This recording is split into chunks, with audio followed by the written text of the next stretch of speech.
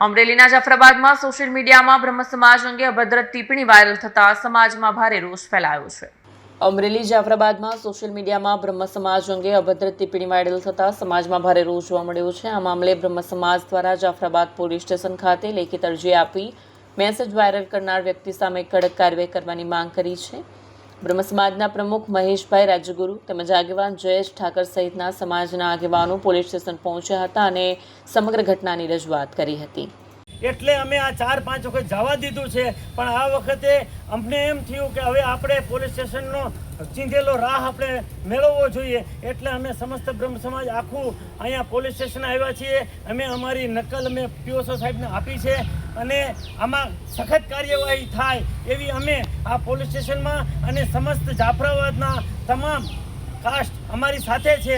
અત્યારે અમે બ્રહ્મ સમાજ આગળ આવ્યા છીએ અને જે કાંઈ આ ઇતર સમાજની અંદર એડમિનની જવાબદારી છે અને જે ભાઈ આ કૃત્ય કર્યું છે એમને આ સજા થવી જોઈએ। ભાઈ જય જય પરશુરામ, જય પરશુરામ। વિડીયો જર્નાલિસ્ટ મહેશ બારિયા સાથે સત્ય ટીવી ન્યૂઝ અમરેલી।